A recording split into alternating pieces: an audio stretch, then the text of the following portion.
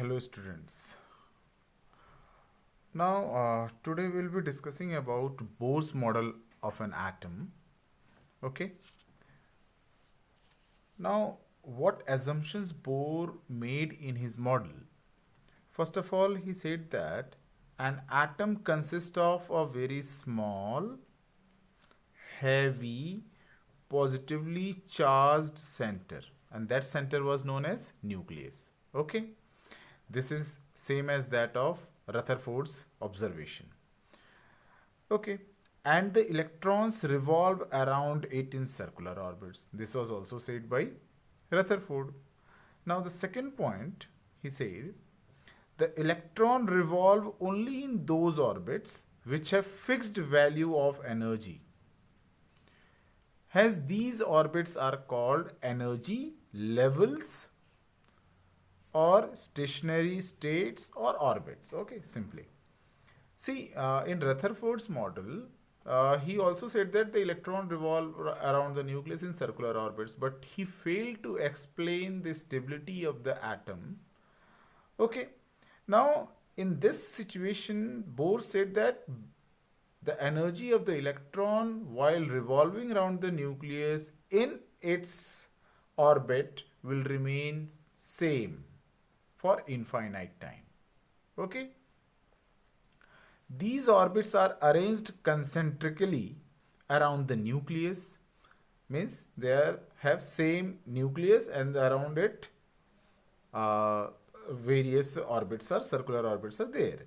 The energy of these states is given by after some calculations and derivations, we are not discussing it here. En is equal to minus RH z square by n square. Okay. What is RH here? RH is called Rydberg's constant, okay, whose value is different in various units, okay, different units. For example, 2.18 into 10 raised to the power minus 18 in joules per atom, 1.312 into 10 raised to the power 6 joules per mole, 13.6 in electron volt. Okay, these are various RH values in various units. Okay, what is Z here? Z is atomic number. Atomic number. Okay.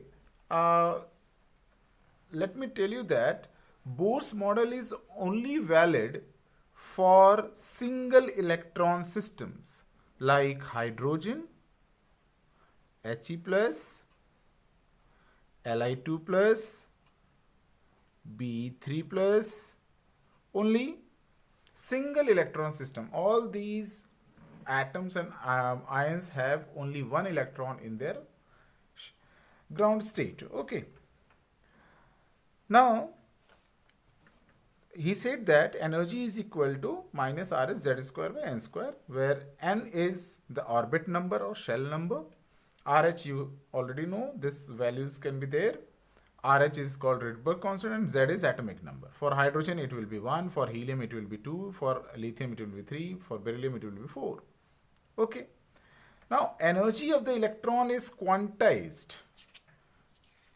What does it mean?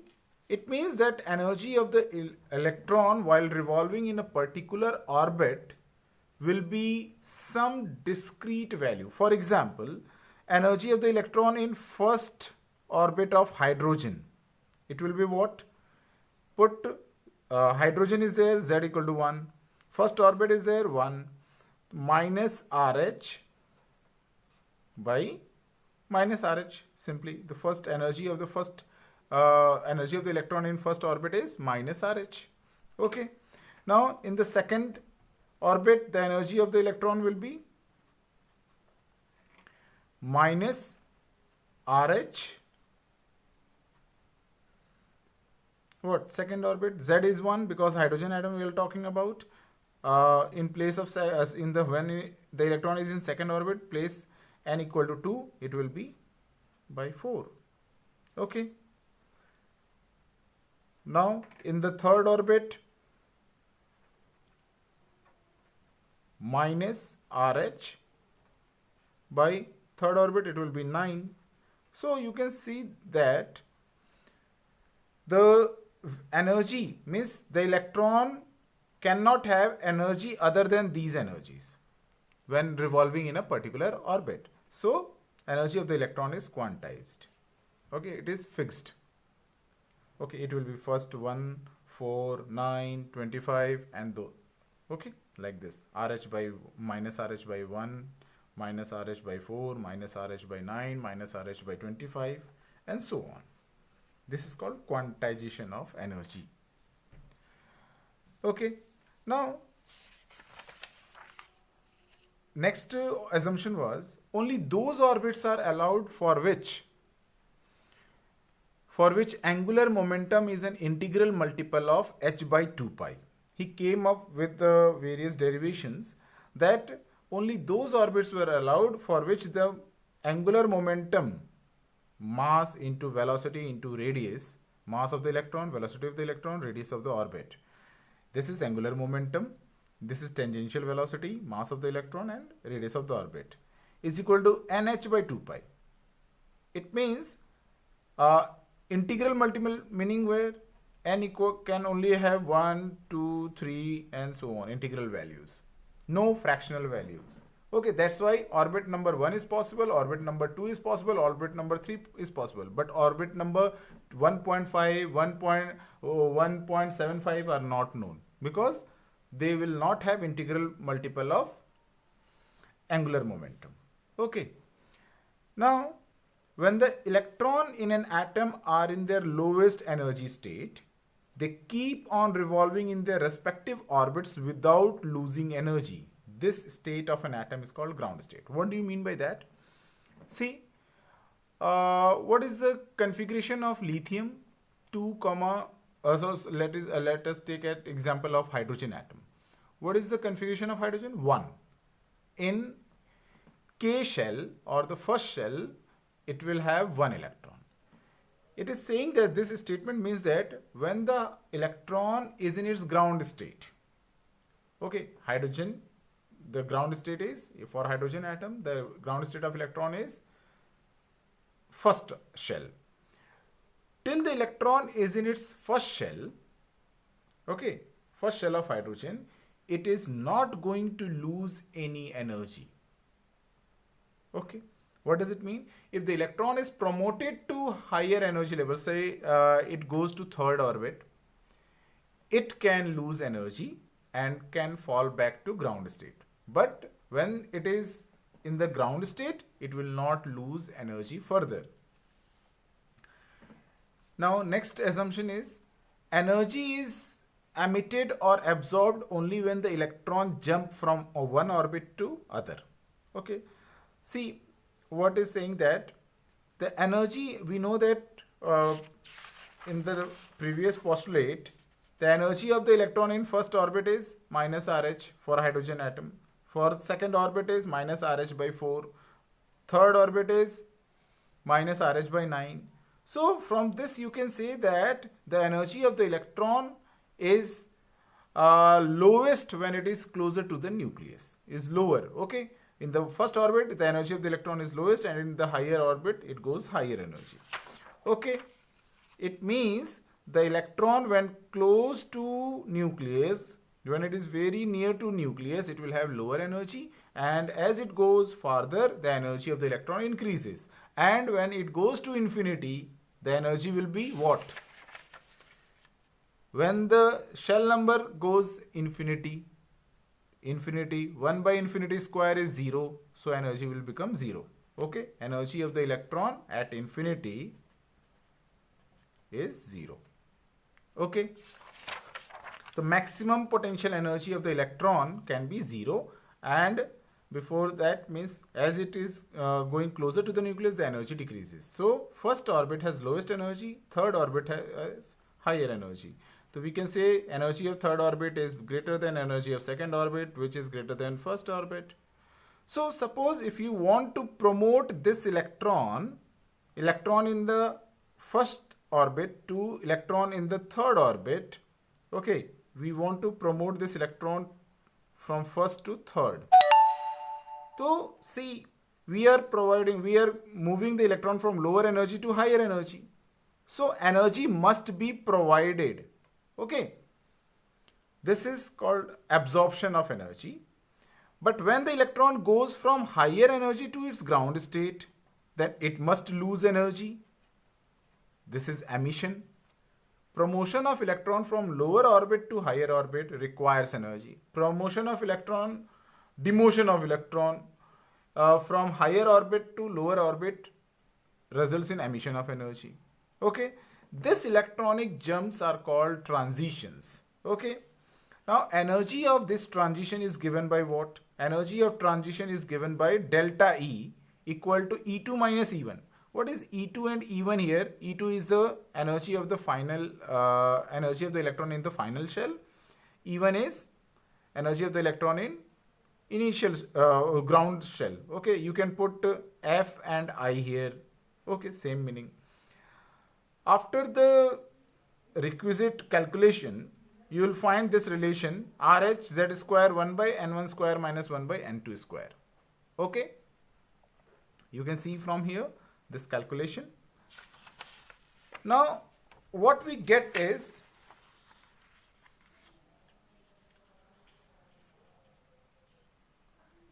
the delta E, that energy of transition equal to RH Z square 1 by N1 square minus 1 by N2 square, where N2 is greater than N1. Okay, when N2 is greater than N1 means the electron is moving to what?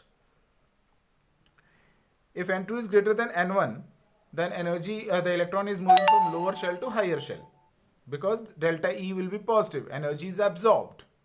Okay, when N1 is greater than N2, then energy will be negative. It means that electron is demoted, it is moving down from higher shell to lower shell. Okay, energy can be positive, can be negative. If energy is positive, then absorption is taking place, means the electron is moving from lower shell to higher shell. If energy is negative, then an electron is moving from higher shell to lower shell. Okay, positive and negative signs has just this significance that the energy is either decreasing or absorbed or being absorbed. Okay, now delta E can be written as h nu, where h is Planck's constant, nu is frequency, or it can also be written as hc nu bar, where nu bar is wave number. Okay, so from this we can calculate frequency, we can calculate wave number. To calculate frequency, this delta E can be divided by h. When this delta is divided by h, Planck's constant, you will get frequency. This frequency is given by 3.29 into 10 to the power 15. After calculations, you will get 3.29 into 10 to the power 15 Z square. This part remains same. This portion remains same. Okay. Z square 1 by N1 square minus 1 by N2 square. Hz means Hertz. It's the unit of frequency. Similarly, wave number of transition, nu bar is equal to 1.09677 into 10 to the power 7 Z square 1 by N1 square 1 minus 1 by N2 square. The unit will be meter per meter. Sorry. Okay. See, in the all the three expressions, you will find this portion Z square into 1 by N1 square minus 1 by N2 square. These are same. Okay. Only the RH value is changing. Okay. In the first equation, RH value is 2.18 into 10 to the power minus 18. In the frequency term, it becomes 3.29 into 10 to the power 15. In the wave number form, it is 1.09677 into 10 to the power 7. How we arrived at this expression is delta E divided by HC. You will get wave number. And sometimes if it is asked calculate the wavelength, then we know that wave number is equal to what? 1 upon wavelength. We can use this relation. Now, radius of the nth orbit. Okay. Rn is equal to a naught n square by z, where n is orbit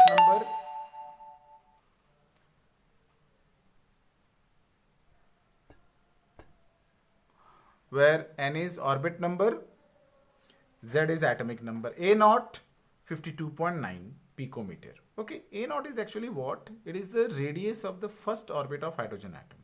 See, if we want to find out the radius of first orbit of hydrogen atom, since hydrogen atom atomic number is 1 and first orbit 1, it becomes a naught. After calculation we get this value 52.9 picometer.